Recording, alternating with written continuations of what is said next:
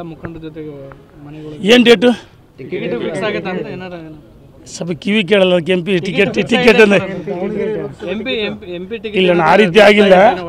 ಆ ರೀತಿ ನೋಡ ಇಲ್ಲಿ ರೇಣುಕಾಚಾರ್ಯ ಅವತ್ತು ತೆರೆದ ಹೃದಯ ತೆರೆದ ಪುಸ್ತಕ.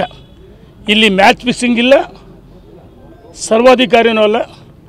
ಈ ಜಿಲ್ಲೆಯ ಪ್ರತಿಯೊಬ್ಬ ಕಾರ್ಯಕರ್ತರು ಮುಖಂಡರ ಅಪೇಕ್ಷೆ ಏನಿದೆ, ದಾವಣಗೆರೆ ಜಿಲ್ಲೆಯಿಂದ ಭಾರತೀಯ ಜನತಾ ಪಾರ್ಟಿ ಲೋಕಸಭಾ ಗೆಲ್ಲಬೇಕಂತೇಳಿ ಈ ಜಿಲ್ಲೆಯಲ್ಲಿ ಸಾಮಾನ್ಯ ಮತದಾರರು ಎಲ್ಲ ವರ್ಗದ ಮತದಾರರ ಅಪೇಕ್ಷೆ ಇದೆ, ಒಬ್ಬ ಲೋಕಸಭಾ ಸದಸ್ಯ ಗೆಲ್ಲಿಸ್ಬೇಕಂತೇಳಿ.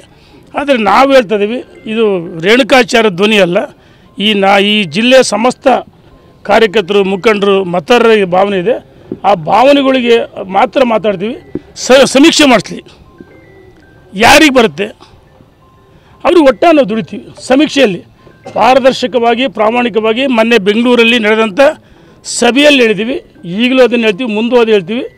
ಸಮೀಕ್ಷೆ ಮಾಡಿಸಿ ಯಾರಿಗಾರ ಕೊಡಲಿ, ನಾವು ಸಿದ್ಧವಾಗಿದ್ದೀವಿ. ಅಲ್ಲ, ಸಭೆಯಲ್ಲಿ ಸ್ಥಳೀಯರಿಗೆ ಕೊಡಿ ಅಂತ ಹೇಳಿದ್ರು ಸರ್. ಇನ್ನೂ ಕೇಳಿಲ್ಲ ನೋಡೋಣ. ಇದು ರೇಣುಕಾಚಾರ್ಯ ಅಲ್ಲ, ಇಲ್ಲಿ ಪ್ರತಿಯೊಬ್ಬರ ಕಾರ್ಯಕರ್ತರ ಮುಖಂಡರು ಈ ಜಿಲ್ಲೆ ಮತದಾರ ಅಪೇಕ್ಷೆ ಇದೆ. ದಿವಂಗತ ಮಲ್ಲಿಕಾರ್ಜುನರ ಬಗ್ಗೆ ಅತ್ಯಂತ ಗೌರವ ಇದೆ. 2 ಬಾರಿ ಲೋಕಸಭಾ ಸದಸ್ಯರಾಗಿ ಕೇಂದ್ರ ಸರ್ಕಾರ ಸಾಧನೆಗಳು ಮನೆ ಮನೆಗೆ ಮುಟ್ಟಿಸಿದ್ದಾರೆ. ಮತ್ತು ನಮ್ಮ ಸಿದ್ದೇಶ್ವರನ ಬಗ್ಗೆ ಗೌರವ ಇದೆ, ನಾನು ಖಂಡಿತ ಇಲ್ಲ ಅಂತ ಹೇಳಿಲ್ಲ. 4 ಬಾರಿ ಲೋಕಸಭಾ ಸದಸ್ಯ ಆಗಿದ್ದಾರೆ. ಈ ಬಾರಿ ದಾವಣಗೆರೆ ಜಿಲ್ಲೆಯವರು ಆಗಲಿ ಅಂತೇಳಿ ಕಾರ್ಯಕರ್ತರ ಮುಖಂಡರು ಮತದಾರರ ಅಪೇಕ್ಷೆ ಇದೆ. ಆ ಭಾವನೆಗಳನ್ನು ನಾನು ಯಾವುದೇ ಕಾರಣ ನಾನು ಅಭ್ಯರ್ಥಿ ನಮ್ಮ ಸ್ಪರ್ಧೆ ಇಲ್ಲ. ದಾವಣಗೆರೆ ಜಿಲ್ಲೆಯ ಕಾರ್ಯಕರ್ತರ ಮುಖಂಡರ ಅಪೇಕ್ಷೆ ಮತದಾರ ಅಪೇಕ್ಷೆ ಹೇಳಿದ್ದೀನಿ. ಸಮೀಕ್ಷೆ ಮಾಡಿಸ್ಲಿ, ಕೊಡಲಿ, ನಾವು ದುಡಿಯೋಕ್ಕೆ ಸಿದ್ಧವಾಗಿದ್ದೀವಿ. ಅಲ್ಲಣ್ಣ, ನನಗೇನು ವಿರೋಧ ಇದೆಯಾ? ಸಮೀಕ್ಷೆ ಮಾಡಿಸ್ಕೊಡಿಸ್ಲಿ, ಅವಕಾಶ ಮಾಡಿಕೊಡ್ರಿ ಅಂತ ತಪ್ಪೇನಿದೆ? ಈ ಬಾರಿ ವಿಶೇಷವಾಗಿ ದಾವಣಗೆರೆ ಜಿಲ್ಲೆಯವರಿಗೆ ಯಾಕಂದರೆ ಅವಕಾಶ ಸಿಕ್ಕಲ್ಲ, ಅವಕಾಶ ಕೊಡಬೇಕು ಅಂತ ವಿನಂತಿ ಇನ್ನೂ ಮುಖಂಡರಿಗೆ ಮಾಡಿಲ್ಲ. ಈ ಸಮೀಕ್ಷೆ ಮಾಡಿಕೊಳ್ಳಿ ಅಂತ ಹೇಳಿದ್ದೀವಿ.